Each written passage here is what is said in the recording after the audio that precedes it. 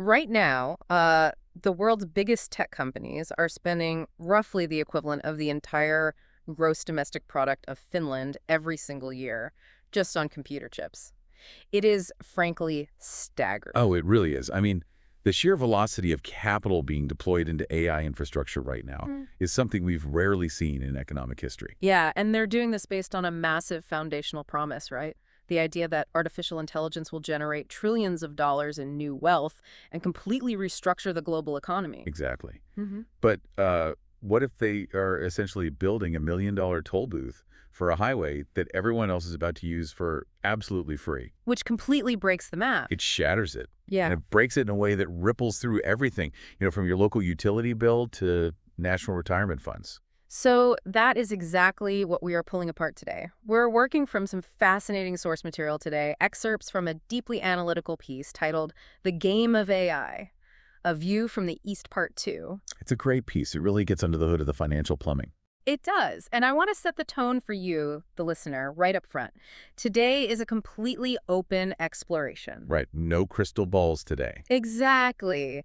If you're looking for someone to predict a spectacular market crash next Tuesday, or, someone to confirm a utopian boom where we all get rich and never work again, you are definitely in the wrong place. Yeah, we are not aiming for neat conclusions or definitive endpoints here. The mission for this deep dive is just to keep the dialogue flowing, to ask substantially better questions, and to look at this massive pile of AI capital from angles you probably haven't even considered. Which is so refreshing, honestly, because the financial commentary around AI tends to be just agonizingly polarizing. Right. It's either the greatest wealth creation event since the Industrial Revolution or it's a massive fraud. And the reality is far more structural. We are looking at a massive, interconnected system of feedback loops. I like to think of it like a massive, intricate clockwork mechanism.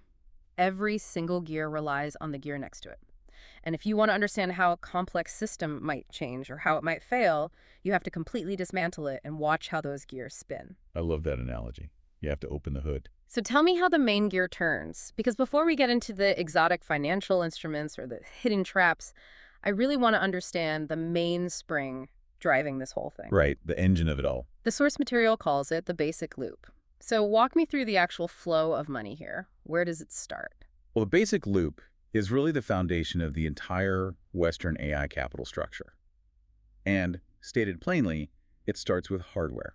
Nvidia, I assume. Exactly. Nvidia makes GPUs. They sell those graphics processing units to what the industry calls the hyperscalers. So we're talking about Microsoft, Google, Meta, Amazon, Oracle. Yeah, the giants. Yeah. And these hyperscalers are deploying capital at a scale that just completely defies traditional corporate finance. Give me a sense of the scale. We are talking about projections of $250 billion to $350 billion annually on AI infrastructure alone by 2025 and 2026. Just to ground that for a second, $350 billion a year, that isn't like research and development. No, it's physical stuff. Right. It is server racks, cooling systems, specialized real estate, and chips. But, I mean, to spend that kind of money, a CEO can't just say, hey, AI is cool. No, they would be fired immediately. Exactly. They have to justify that to a board of directors, right? They have to prove it will eventually make a profit. Absolutely. That massive capital expenditure, X, is justified to shareholders through projected AI revenue. Projected being the operative word there. Completely. The executives are promising that this multi-billion-dollar infrastructure will eventually power these really high-margin businesses. Like Azure AI services for Fortune 500 companies or Google Cloud AI? Yeah, specialized enterprise API businesses, new consumer subscription models. The whole narrative holding this loop together is that AI is essentially the new cloud computing. That adopted faster, right. Adopted much faster. And the total addressable market is supposedly infinitely larger. Okay, so step one, Nvidia sells the chips. Step two, hyperscalers buy them for hundreds of billions of dollars. Right. And step three, they justify the purchase with projected future revenue. But projected revenue implies that someone, somewhere, is eventually paying a premium for this intelligence. That is the critical node right there. Adoption at scale depends entirely on AI being worth a premium price. Because you have to pay off the hardware. Exactly. You have to be able to charge a high software-like margin to recoup those hundreds of billions in physical capex. So if Microsoft spends $1 billion building a data center, They need to sell the AI services generated by that specific data center for $1 billion plus a healthy profit. Right, otherwise the math collapses. But wait, I have to push back here because this is where the whole perpetual motion machine starts to look a little shaky to me. Okay, let's hear it. What happens to Microsoft's premium pricing model if a competitor comes along and offers the exact same service or, something indistinguishable to the average user for pennies? Or even for free. Exactly. What happens then? Well, that is the existential threat to the basic loop, and the source text zeroes right in on it. It is the emergence of Eastern AI labs, alongside the Western open-weight ecosystem. Delivering these incredibly cheap models. Right. They are delivering models that are, say, 90% as capable as the frontier models from companies like OpenAI, but they operate at 5 to 10% of the cost. And crucially, they are available as open weights. That's the game changer. So break down open weight for me, because people hear open source and they think of some clunky community-built software from the late 90s. This is different. Oh, it is profoundly different. Training a frontier AI model costs tens, maybe hundreds of millions of dollars in raw compute time. It's a massive upfront investment. Right. It's like spending a fortune to discover the ultimate, most complex recipe in the world. Okay, I like that analogy. And proprietary labs, they keep that recipe locked in a vault. If you want a taste, you have to pay them every single time you order off the menu. Which is the API fee. Exactly. But an open weight model is when a competitor spends that same fortune to figure out a recipe that is almost as good, and then they just publish the recipe on the internet for free. Wow. So anyone can just take it? Anyone can download it, fine-tune it for their specific business, and run it on their own servers. So ask you, the listener, to imagine this. You go to a bank and you take out a massive loan to buy a fleet of the most expensive, luxurious cars in the world. Okay, setting up a business. Right. You tell the loan officer, I'm starting a premium taxi service. People will gladly pay $100 a ride because these cars are incredible. And the bank approves it based on those projections. They approve the loan based on that projected revenue. You buy the cars. But the very next morning, the city announces that public transit is now entirely free, and they've upgraded all the buses and trains to be incredibly luxurious. Like 90% as comfortable as your premium cars? Exactly. So how do you pay off your car loan? Well, you don't. Or at least you don't on the timeline and with massive profit margins you promised the bank. Right, business model is toast. In the AI world, if the pricing for AI APIs compresses by, say, 80% over the next 3 years because of this cheap open weight competition, the revenue projections just vanish. The projections that justified that $350 billion capex. Exactly. They evaporate. But hold on, even if I download a free open weight model, I still need a massive computer to run it, right? You do. So won't enterprises just end up paying Microsoft or Amazon for the cloud compute to run these free models anyway? Like, doesn't the hyperscaler win no matter what? That is the common defense you hear. Yeah. But it fundamentally misunderstands the margin structure. How so? Well, yes, you still need compute to run the free model, what we call inference.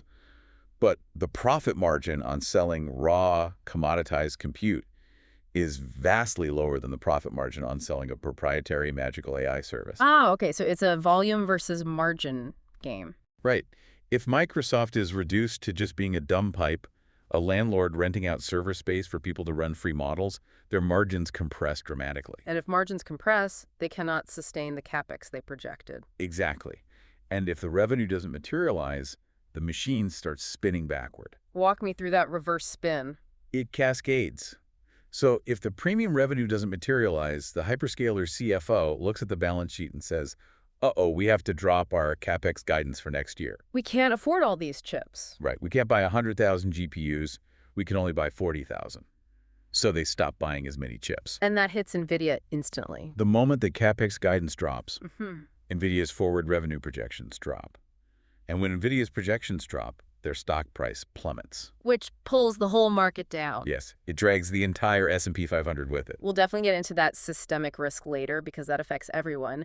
But just tracing this basic loop from hardware to capex to projected revenue to premium pricing and back to capex, you really realize how fragile that premium pricing assumption is.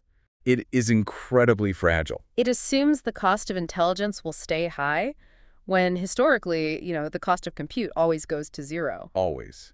And this basic loop is just the surface layer. It's the macro view. Okay, let's go deeper then. The source material drills down into 5 distinct circularities.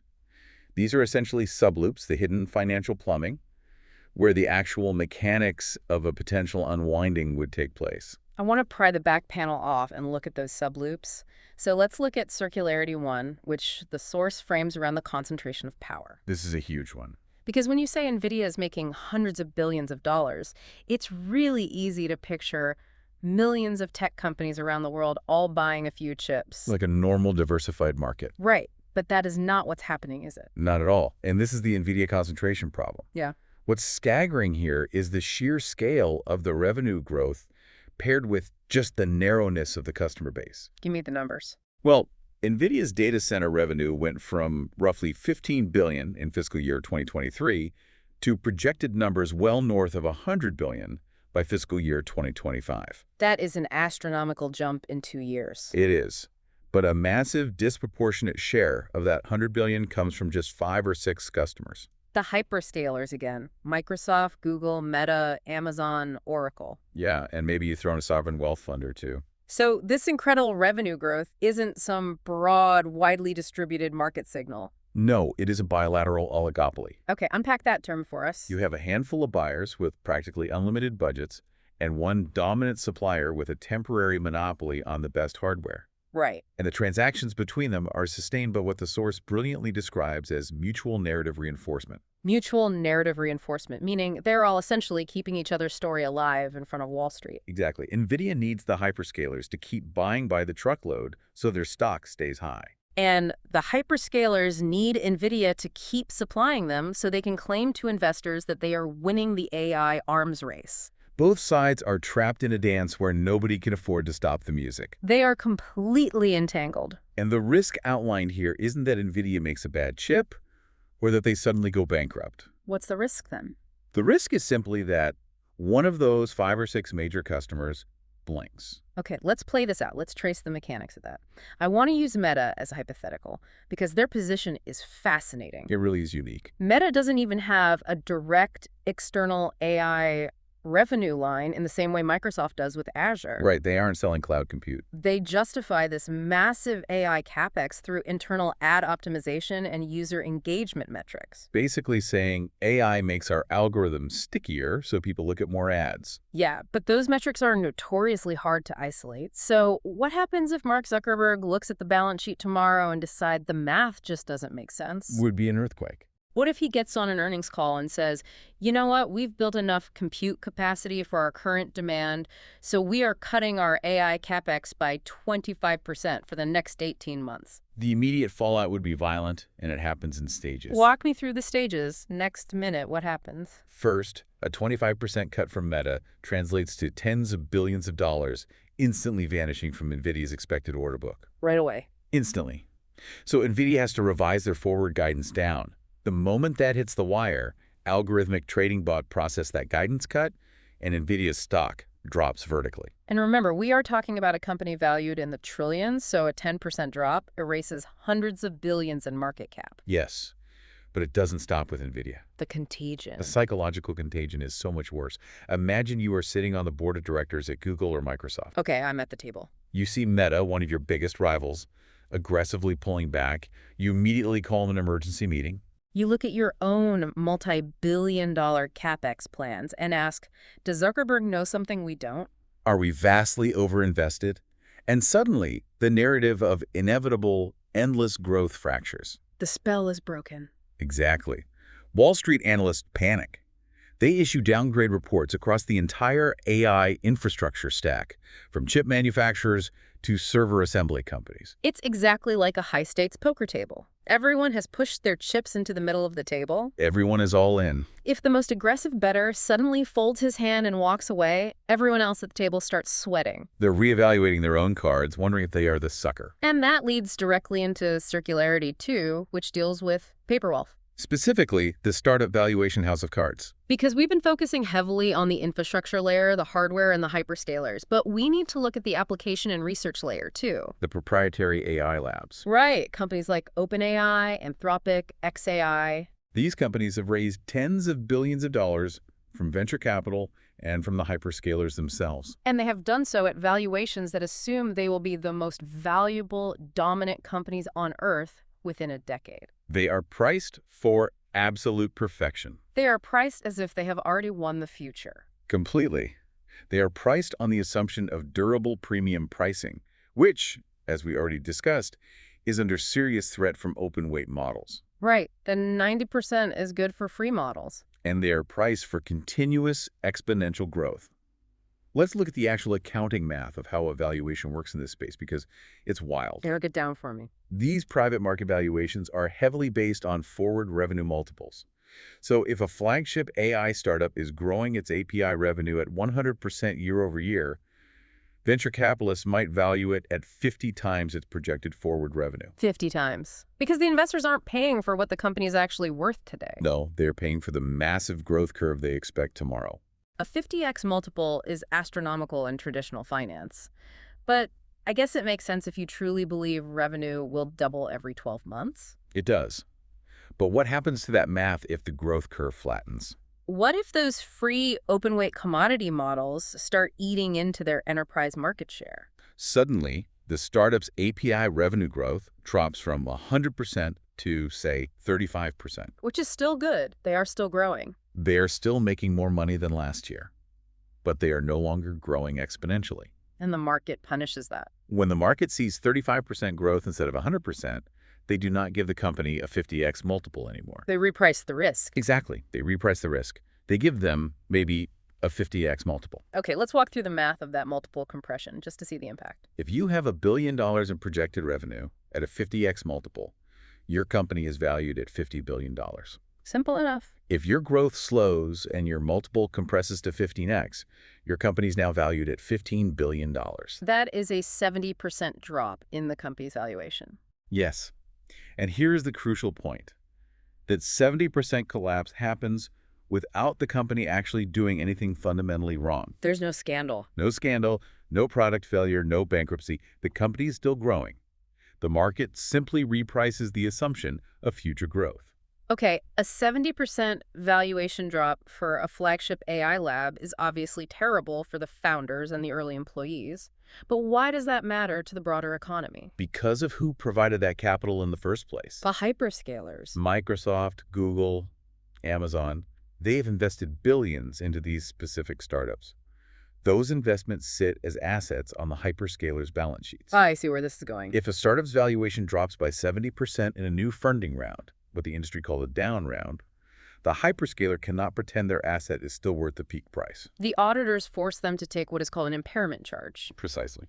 Let me make sure I understand the mechanics of an impairment charge, because this seems like the exact mechanism where paper losses become real corporate pain. It is the transmission mechanism, yes. So if Google invests $2 billion into a startup at an $80 billion valuation, and then the startup does a down round at a $20 billion valuation. Google's stake is suddenly worth 75% less. And Google has to legally declare that massive loss on their own quarterly earnings report, right? They do. The impairment charge is a direct hit to the hyperscaler's net income for that quarter. So the CEO of the hyperscaler has to get on their quarterly earnings call with Wall Street and say, well, we missed our earnings target this quarter because we had to write off billions of dollars in AI startup investments. And when a hyperscaler misses earnings, their stock price drops. The paper loss of the startup infects the public valuation of the tech giant. And it goes deeper than the accounting, right? What happens to the actual human beings building the tech? The talent pool. Yeah, if the valuations compress, how does that impact the talent? Because this entire industry relies on a few thousand incredibly specialized researchers. The human capital vulnerability here is severe. The top researchers in the world, the people who actually know how to train these massive models, have been aggressively pulled out of university academia and into these proprietary labs. And how were they lured away? By the promise of massive equity compensation. Join us and get rich. The pitch is literally, join our lab, get a piece of the equity, and when we go public at $1 trillion, you'll be immensely wealthy. But if that equity is suddenly worth 70% less... Or if the company is stuck in a down round and the equity is practically underwater, that entire incentive structure collapses. The gravity of the talent market just shifts. It does. If the path to getting rich on equity evaporates, those brilliant researchers have far less reason to endure the grueling, high-pressure environment of a proprietary lab. They might just decide to flow back to university research. Or perhaps more dangerously for the Western incumbents, they flow toward open-source projects or Eastern labs. Places where the research environment might be more appealing when the financial incentives are neutralized? Exactly. The proprietary labs lose the very human capital advantage that justified their valuations in the first place. So let's take stock of what we've unpacked so far. That's a lot of layers. It is. We have the basic loop, which is entirely reliant on an assumption of premium pricing. We have Circularity 1, which is a handful of hyperscalers holding up $1 trillion hardware narrative. Right. And we have Circularity 2, which is startup valuations priced for hypergrowth that can mathematically vanish overnight, taking talent and corporate earnings down with it. But notice something about everything we have discussed up to this point. It's all paper. Exactly. It is stock prices, valuations, multiples, and accounting entries. Which can change in a second. If the stock goes down, it hurts, sure, but the physical world remains unchanged. But the AI boom is not just software. It requires immense physical infrastructure. And this brings us to where the risks become practically invisible until they are structurally catastrophic. Let's move into the physical world then. Let's talk about concrete, steel, and the power grid. The real economy. Because according to the source material, this is where the financial engineering gets truly opaque. I want to look at Circularity 3, the private credit shadow. This is fascinating stuff. If a hyperscaler wants to build a state-of-the-art AI data center, how are they actually paying for the physical building? Well, building a frontier data center requires an astonishing amount of capital, often billions of dollars for a single site. That's a lot of money to raise. And increasingly, that capital is not coming from public stock offerings. And it's not coming from traditional, heavily regulated bank loans. Where is it coming from? It is coming from private credit. The source notes this is a $1.7 trillion global ecosystem. Okay, walk me through the mechanics of a private credit deal. If I'm a developer building a data center, how do I actually get the money? So, private credit funds, which pool money from institutional investors, they lend money based on projected cash flows. The underwriting process looks like this. The fund will loan you, the developer, $1 billion to build the data center. They make this loan on the assumption that once the concrete is poured and the servers are racked, a major hyperscaler or a well-funded AI lab will sign a 10 to 15-year lease to occupy that space. Okay, so you lock in a tenant for a decade or more. Right. That long-term lease generates stable, guaranteed monthly rental income. And that rental income is what you use to service the debt you owe to the private credit fund. Precisely. But on the surface, that sounds like totally normal commercial real estate development. You build an office building, you lease it out, you pay the mortgage. It doesn't sound normal. So what makes this a shadow or a specific vulnerability for AI? The vulnerability lies in the combination of extreme concentration and a total lack of transparency. Contrast it with public markets for me. Well, the stock market is forced to look at reality every single day. If bad news comes out about Microsoft's AI adoption, Microsoft's stock price adjusts immediately at 9:30 a.m. The market reprices the risk in real time. Yes, private credit, by its very nature, is opaque. These loans are not traded on a public exchange. They are not marked to market daily. Oh, this reminds me of that visual we were batting around earlier. It's the Wile E. Coyote effect. It really is. He runs completely off the edge of the cliff. He is hovering in thin air, his legs are furiously spinning, and he absolutely does not fall until he finally looks down. The perfect analogy for illiquid assets. Public markets are forced to look down at the canyon every single day. Private credit refuses to look down. Exactly. Private credit funds can hold these loans on their books at their original pristine value for a very long time, even if the underlying economics of the AI industry are deteriorating. They can just avoid the daily repricing. But as the source strictly points out, ignoring the drop in value just delays the correction. It does not avoid it. Let's trace a default scenario. What actually forces Wile E. Coyote to look down? Let's say the anchor tenant of the data center is one of those highly valued AI startups we talked about in Circularity 2. Okay, they've signed a 15-year lease. But the startup fails to hit its revenue targets. It runs out of cash and goes bankrupt. The lease is broken. Or, let's say a major hyperscaler realizes they overbuilt and they aggressively renegotiate the lease downward. Suddenly, the monthly rental income coming into the data center drops by half. The building is still sitting there, the debt is still sitting there, but the cash flow to pay the debt is gone. Yes. And because private credit is inherently illiquid, when the correction finally happens, it cannot be a slow, orderly sell-off. It's a panic. It happens all at once in a forced liquidity event. You cannot easily sell a highly specialized, half-empty AI data center loan on a Tuesday afternoon to raise cash. You are stuck holding the bag until the loan matures or until the fund is forced into a messy restructuring. The source material actually draws a structural parallel to the 2008 financial crisis here, and we need to unpack exactly what they mean by that. I definitely want to be careful with that comparison because, throwing around 2008 triggers a lot of panic. Mostly. And we aren't saying this is exactly like subprime residential mortgages being packaged into toxic CDOs and sold to grandmas. No, it is a very different asset class. The parallel the source is drawing is in the structural mechanics of the risk. So what are the similarities? Look at the structural setup. It is massive, leveraged borrowed money secured against projected future cash flows. It is heavily hidden from traditional bank regulators in an opaque shadow banking system. Right. It is hyper-concentrated in one specific sector that relies on a very specific narrative of continuous growth. And the reality of a market correction is violently delayed by the illiquidity of the assets. While E-Coyote hovering in the air with a billion-dollar anvil. Exactly. And while the private credit funds are hovering, hoping the cash flows hold up, there's an even larger physical footprint being poured into concrete underneath them. Which brings us to Circularity 4, the energy trap. This is where it hits home. This is the one that feels the most visceral to me, because it leaves the realm of Wall Street entirely and enters the daily life of every single listener. We are talking about utilities. The local monopolies that provide electricity to our homes and businesses. Because to power these frontier AI data centers, you do not just need a better connection to the grid. You need gigawatts of new, dedicated electricity. Utilities across the US, the UK, and the EU are currently signing massive 20-year power purchase agreements, or PPAs, with data center operators. And these agreements are based entirely on what? Based entirely on the exponential AI growth projections fed to them by the tech industry. The same projections that might be disrupted by open weight models. Yes.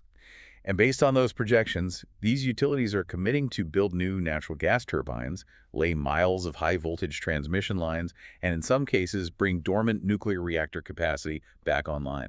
But a local utility company doesn't just have a spare $1 billion in a checking account to build a gas turbine. No, they don't. How do they actually finance the construction of a new power plant? Through a regulatory mechanism called rate-based expansion. This is crucial to understand. Okay, break down rate-based expansion for us. The utility goes to the Public Utilities Commission, the government regulator, and says, we need to build a $1 billion power plant to support this incoming AI data center. That's reasonable so far. We will borrow the money to build it, add that $1 billion asset to our regulated rate base, and we will recover the cost by raising the rates we charge our customers over the next 20 to 30 years. By customers, you mean the general public, me, you, the listener. Yes. The cost of financing the AI energy infrastructure is fundamentally put on the back of the public ratepayer. Wow. It is perhaps the most politically embedded, inflexible form of infrastructure finance in existence. Once the Public Utilities Commission approves the expansion, it is legally locked in. The municipal bonds are issued, the land is cleared, the concrete is poured. There's no going back. Let me trace the vulnerability here because it feels like a massive blind spot. What if the basic loop breaks? Like we discussed earlier. Yeah, what if AI data center demand doesn't grow at the projected 30% a year, but only grows at 5%? Then the utility has built a massive, state-of-the-art power plant for a data center that never gets fully built or sits half empty. But the utility still has to service the municipal debt they took on to build the plant? And under the rate-based model, the ratepayers still have to pay for it on their monthly bills, regardless of whether the power is being utilized efficiently. Think about that from the perspective of a regular person. I really want you to imagine opening your monthly electricity bill next year and seeing a massive, unexplained spike. It would be infuriating. You call the utility company, and the representative essentially tells you, well, we borrowed $1 billion to build a new gas turbine because a tech giant told us they needed it to run an AI that generates marketing copy. But it turns out demand slowed down and they didn't need the compute power. However, the turbine is already built, so your neighborhood is on the hook to pay it off for the next 2 decades. The political anger that scenario would generate is almost impossible to overstate. It would be intense. It would be highly localized, and it would be immediate. And this is the profound point the source drives home about the physical world. This is the most irreversible part of the entire AI capital loop. Because it's physical. You can write down a software valuation with a few keystrokes on an accounting spreadsheet. You can renegotiate a private credit loan in a closed boardroom. But you cannot unbuild a natural gas turbine. Exactly. The physical world locks in the financial distortion for decades. It's one thing if my local utility bill goes up by 20 bucks a month. People get angry, there are town hall meetings, maybe a local public utilities commissioner loses their job. Right, it's local politics. But what terrifies me is that this exact same blind faith in infinite AI growth isn't just dictating local power grids, it's hardwired into my retirement account. And that feels systemic. It does. That transitions us perfectly to Circularity 5, which the source calls the systemic domino of index concentration. Which takes a sectoral issue, a problem contained purely within the tech industry, and weaponizes it into a macroeconomic event that affects the entire global economy. Yes, it all comes down to the mechanics of passive investing. Explain passive investing for the listener who hasn't looked at their 401k allocations recently, because most people don't sit at their computers picking individual stocks anymore, right? No, they don't buy 10 shares of Microsoft and 5 shares of Ford. Right. The vast majority of retail investment today is passive. People put a portion of their paycheck into a target date fund or an index fund that automatically tracks the S&P 500. They just buy a tiny slice of the top 500 companies in America. It is designed to be safe, diversified, and completely thoughtless. But the S&P 500 isn't equally balanced, is it? It's weighted by market capitalization. Exactly. The bigger a company gets, the larger a percentage of the index it becomes. And right now, we have reached a level of concentration that is historically anomalous. The Magnificent Seven tech stocks, which includes the hyperscalers we've been discussing, plus Nvidia, currently make up roughly 35 to 45% of the entire S&P 500 by market cap. So almost half of the value of the 500 biggest companies in America is concentrated in just a handful of tech companies deeply tied to the AI narrative. Which creates a mechanical reflexive loop. Trace a single paycheck for us so we can see how this works. Okay. When a nurse in Ohio puts $200 into their retirement index fund, the fund doesn't analyze which companies are fundamentally undervalued. It doesn't look at PE ratios. It mechanically, blindly distributes that $200 according to the index weightings. So 40% of that money automatically flows directly into these specific AI-adjacent companies, buying their stock at whatever price it happens to be that day. It's blind money. It entirely ignores traditional valuation metrics. It just buys. And because billions of dollars in passive flows enter the market every single month, it creates continuous automatic buying pressure on those top tech stocks. And that buying pressure mechanically pushes their stock prices even higher. Exactly. Because their stock prices go up, their overall market cap increases. Because their market cap increases, their percentage weight in the S&P 500 increases. Which means the next time the nurse puts $200 in, an even larger percentage of it goes to those same tech stocks. It is a completely reflexive, self-reinforcing upward spiral. The narrative drives the stock price drives the index weight drives the blind buying, which drives the stock price higher. It's a perfect loop on the way up. But loops operate in both directions. Gravity eventually applies. So what happens when the basic loop we talked about at the beginning breaks down and the AI narrative falters? That is the systemic domino effect. Let's say the AI names don't even crash dramatically, they just reprice. What does repricing look like? Growth expectations are revised down from infinite to normal software growth. And over the course of 12 to 18 months, these massive tech stocks undergo a 30 to 40% correction. Which sounds manageable for a single company. But because they make up nearly half of the index, a 40% drop in their value pulls the entire S&P 500 down significantly. So what does this actually mean for the average person who doesn't work in Silicon Valley, doesn't care about large language models, and just wants to retire at 65? It means their retirement savings shrink mechanically. Yeah. Public pension funds see their funded ratios deteriorate. And that triggers behavioral panic. Yes. When retail investors open their apps and see their retirement accounts bleeding, they get scared. They pull money out of the market. They hit sell on their index funds. And when they sell the index fund, the fund has to automatically sell the underlying stocks. Which disproportionately means selling the tech giants, driving their prices down further.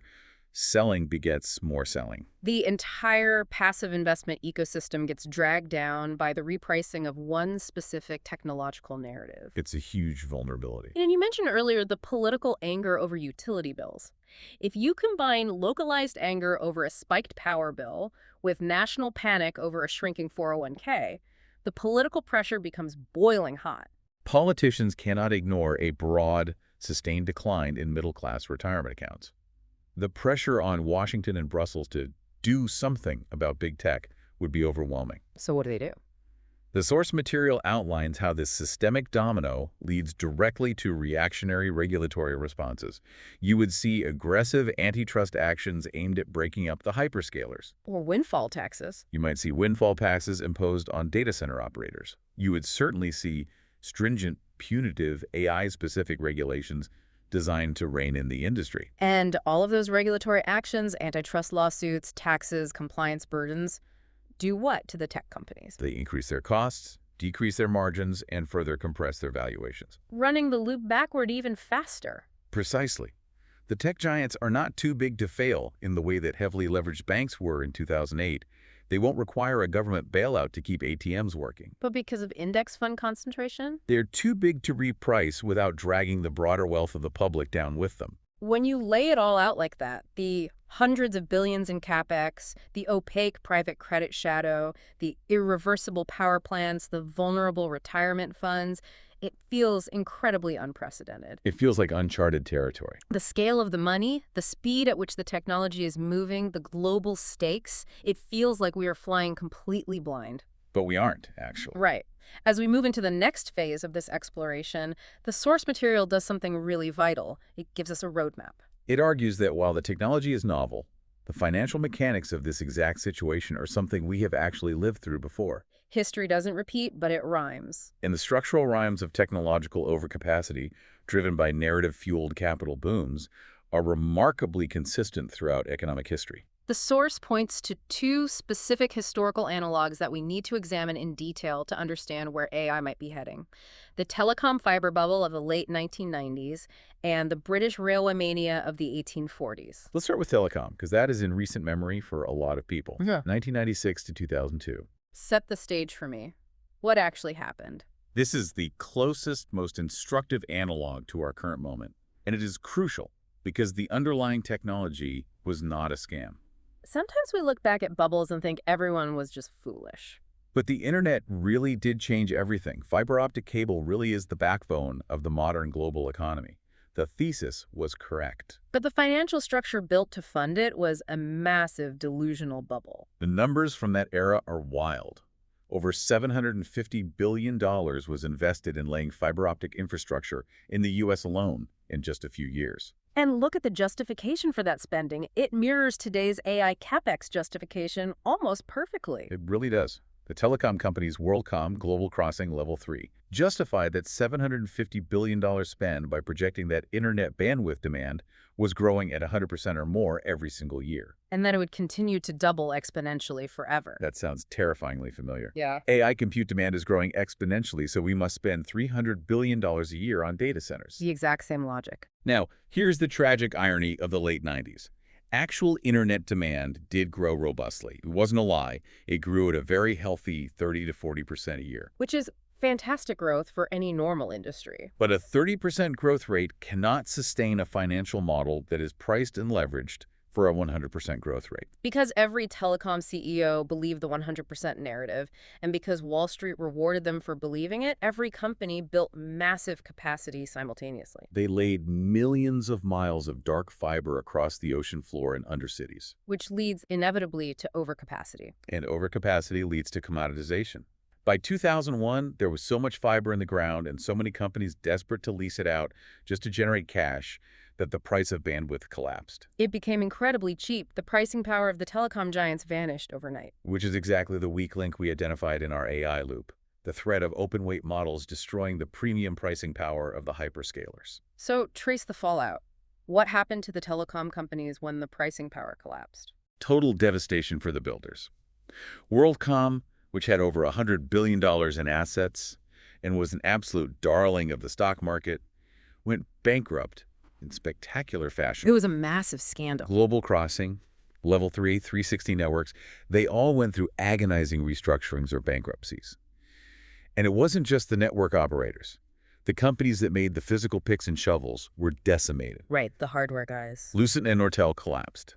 Cisco, which made the networking routers and was briefly the most valuable company in the world, saw its stock drop from $80 down to $11. But And this is the crucial nuance that I love about this comparison and why I wanted to linger on it. The physical fiber optic cables didn't disappear when the stock market crashed. No, the fiber was still on the ground. The massive data centers they built were still standing. The infrastructure was essential, it was brilliantly engineered, and it was genuinely useful. The investors who paid $750 billion to build it lost almost everything. But the intrinsic value of that infrastructure didn't vanish. It simply migrated. The source calls this value migration. Explain how that works. The value of the internet wasn't captured by the companies that laid the pipes. It was captured a decade later by the companies that used the pipes. Google, Amazon, Netflix, Facebook. These massive empires were built on top of the incredibly cheap, overbuilt bandwidth that the bankrupt telecom companies had essentially subsidized for them. So if bandwidth had remained a premium, scarce resource, A company like Netflix could never have afforded to stream high-definition video to millions of homes. The bubble's overcapacity made the modern internet possible. so if I'm understanding this historical rhyme, building the transformative infrastructure is a terrible, highly risky business model, but using that infrastructure once it's commoditized is an absolute goldmine. The builders bleed out, and the users succeed. That is the pattern. The source also points to the railway mania in 1840s Britain to show that this isn't just a modern tech phenomenon. It is human economic nature. It's the exact same story, just with steam and iron instead of lasers and glass. Massive capital was mobilized based on extrapolated, unrealistic growth projections of passenger and freight demand. Rival companies built duplicate railway lines right next to each other. Financial leverage was layered on top of the construction debt. And in 1847, when the demand didn't match the projections, the bubble crashed. The middle-class investors who bought the railway stocks were financially ruined. But the trains didn't stop running. The tracks weren't torn up. Exactly. The railways fundamentally transformed the British economy. They lowered the cost of transport, they sped up communication, they unified markets. But the people who bought the railway stocks lost their shirts. The ultimate economic value was captured by the manufacturing sector, the agricultural sector, the retail merchants, the industries that utilized the cheaper, faster transport to improve their own profit margins. The pattern is so profoundly clear. You have a genuinely transformative technology. It triggers a massive capital pile driven by a utopian narrative. That leads to competitive overcapacity and extreme leverage against unrealistic growth projections. The infrastructure gets built, it works, it is incredibly useful to society, but the capital stack doesn't earn its projected return. The builders go bust, and the value migrates to the users, the many, the patients. How does looking at this pattern change how we should evaluate an AI startup today that is raising $2 billion just to build a foundational model? It forces a very uncomfortable question for the venture capitalists funding them. You have to ask yourself, are you building a railroad? Or are you building the factories that will eventually use the railroad? Because 200 years of economic history suggests you desperately want to be the latter. It really does. Okay, so if the pattern holds perfectly, the AI infrastructure builders are in for a brutal reckoning, and the downstream users are the ultimate winners. But history never repeats exactly. Right. It rhymes, but the lyrics change. And the source material explicitly calls out why this time is different and why the specific variables of the 2020s make this cycle actually quite dangerous in new ways. We have to be fair to the current landscape. We cannot just neatly map 1999 onto today. There are distinct structural variables that separate the AI boom from the dot-com era or the 1840s. First and foremost is the financial fortress of the hyperscalers themselves. Right, because Microsoft and Google are not 90s dot-com startups burning through venture capital with zero actual revenue to show for it. Not even close. These are immensely profitable, highly diversified global behemoths. They have massive, sticky, recurring revenue streams from search advertising, from enterprise software licenses, from traditional cloud hosting. They're printing money on their legacy businesses. Microsoft, for instance, could theoretically absorb a $50 billion write-down on a failed AI infrastructure bet, and they would still generate over $80 billion in annual operating income. They're simply not going to go bankrupt like WorldCom did. No, they won't. Okay, so if corporate bankruptcy of the major players isn't the threat vector, what is? The exposure isn't isolated corporate debt failure. As we discussed in the index concentration segment, the exposure is equity concentration in passive funds. It's not that Microsoft disappears, it's that Microsoft's stock price gets cut in half, which drags down the entire S&P 500. The risk is more diffuse, more systemic, and therefore much more politically visible. Everyone's retirement account is exposed, rather than just a few speculative telecom bondholders. Which brings us to another massive difference: geopolitics. This is huge. In the late 90s, the U.S. government didn't consider the laying of telecom fiber to be an existential matter of national security. AI is treated entirely differently. AI is viewed by the Pentagon, by Whitehall, by Brussels as the definitive strategic battleground of the 21st century. So they won't let it fail. The U.S. and its allies will not allow a clean, free market correction in AI infrastructure if it threatens their geopolitical supremacy. They simply cannot afford to let their domestic AI compute capacity atrophy while rival nations continue to build. So if the market realizes the basic loop is broken and private capital starts to flee AI infrastructure, governments will just step in and replace the private capital. Yes. The political system will attempt to cushion the blow.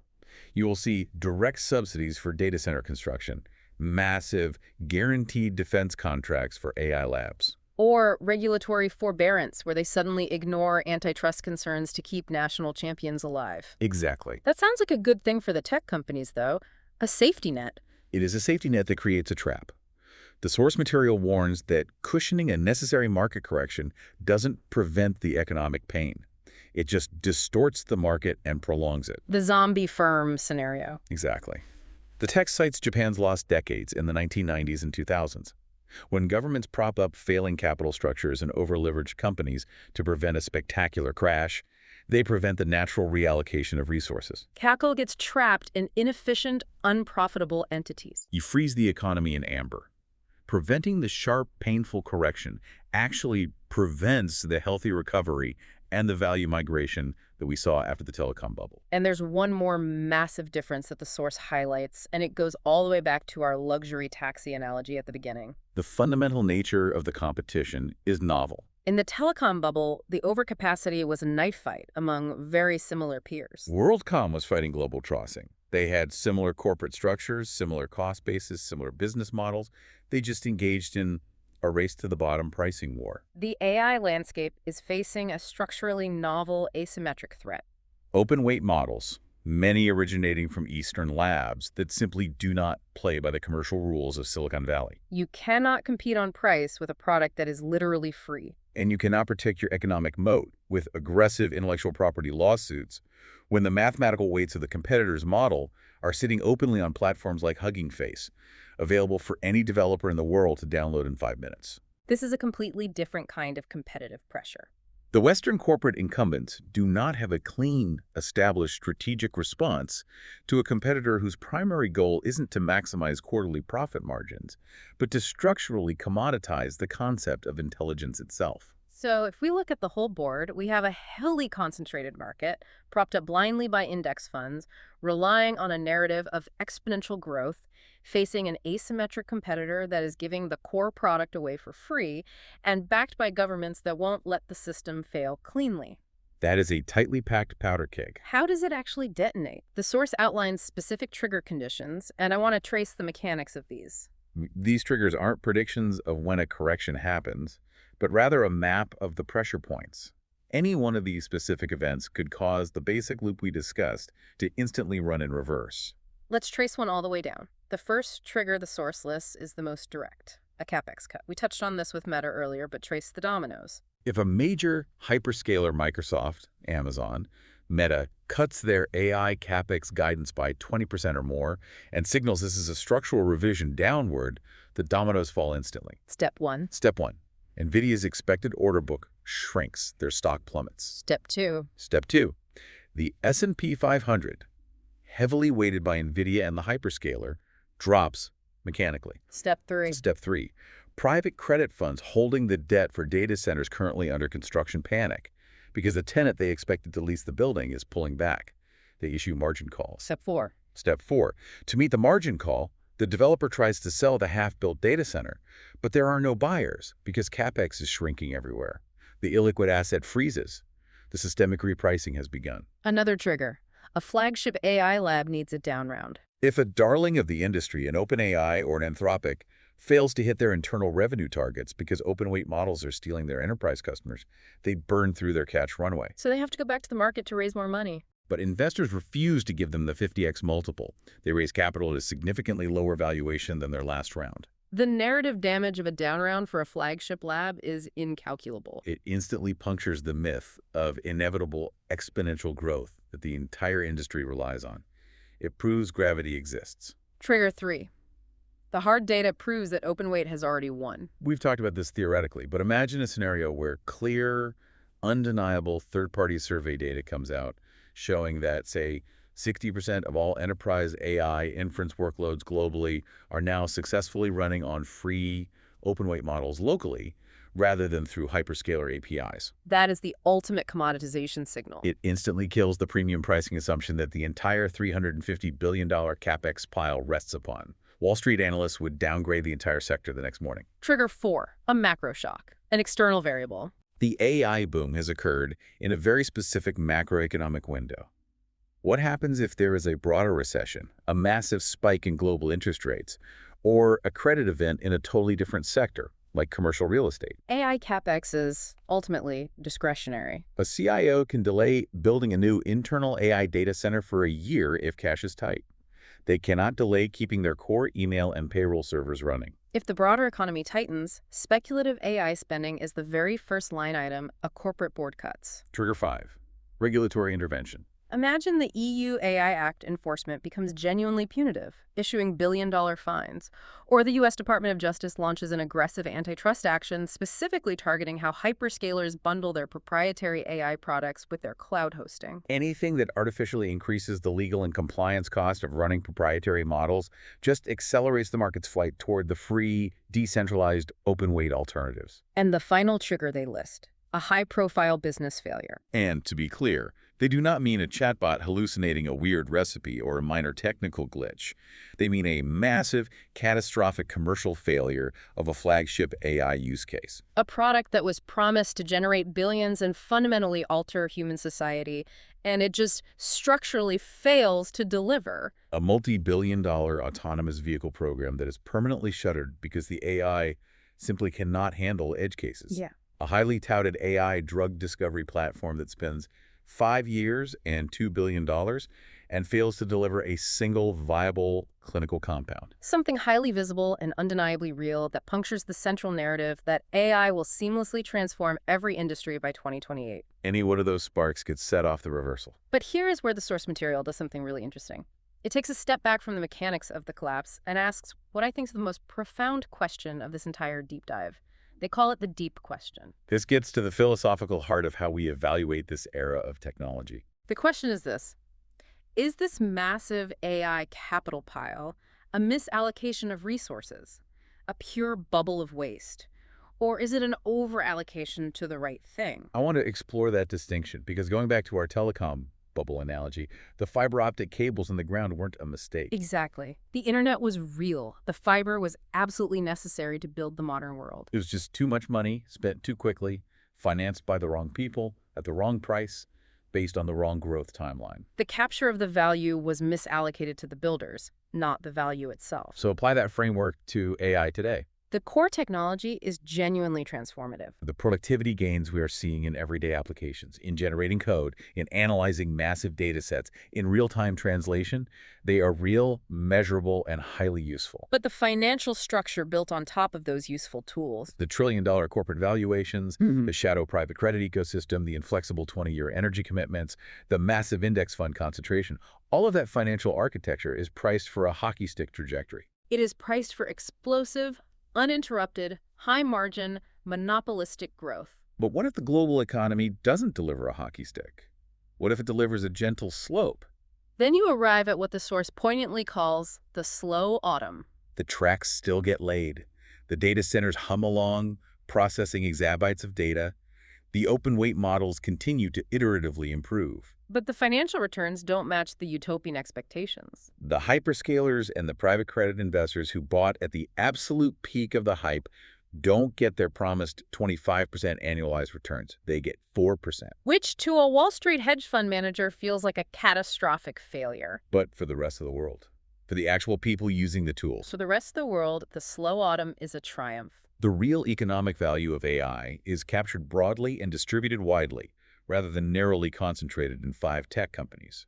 It is captured by millions of small independent actors. It's the independent software developer who downloads a wildly powerful open-weight model for free, fine-tunes it on their laptop over the weekend, and completely automates the back end of their small accounting business. It's the local rural hospital that uses a cheap local open weight model to quickly triage patient data and reduce administrative overhead without paying exorbitant cloud fees. These actors are extracting massive, tangible productivity gains, and they are paying absolutely nothing to the cathedral builders, the hyperscalers who spent $300 billion creating the foundational infrastructure. It's the ultimate democratization of computational power.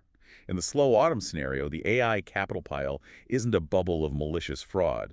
It is essentially a massive involuntary philanthropy project by the tech giants, permanently subsidizing a global upgrade in human productivity. That is the essence of the slow autumn. It is not a dramatic, fiery crash where the internet stops working. It is just the gradual, grueling, painful realization by the financial system that they drastically overpaid for infrastructure whose benefits will ultimately be given away to the world for free. And the author of the source text argues this is structurally the most likely outcome. But it is also the hardest outcome for the financial system to safely absorb. A gentle slope of 4% returns does not service the massive, leveraged private credit debt. It does not justify a 50x forward revenue multiple for a startup. And it certainly does not sustain the hypergrowth narrative that keeps the S&P 500 hitting all-time highs every week. So we have taken off the back panel today.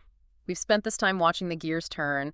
We've looked at the basic loop of hardware and revenue, the bilateral oligopoly of Nvidia, the precarious perfection price startup valuations, the hidden shadow of private credit, the irreversible physical permanence of gas turbines, and the reflexive systemic danger of passive index funds. We've looked at the ghosts of the railways and the telecom fiber booms. And as we promised you at the very start of this deep dive, we are not leaving you with a neat, tied-up conclusion. We are not predicting a specific date for a market crash. Because the entire system is too complex, the variables are too unprecedented, and the geopolitical cushions are too thick for a simple, predictable collapse. What we are likely watching unfold in real time is a prolonged, messy structural struggle between the reality of distributed, commoditized technological value and a financial system that desperately requires centralized, monopolistic profits to survive. It is a massive historic shift.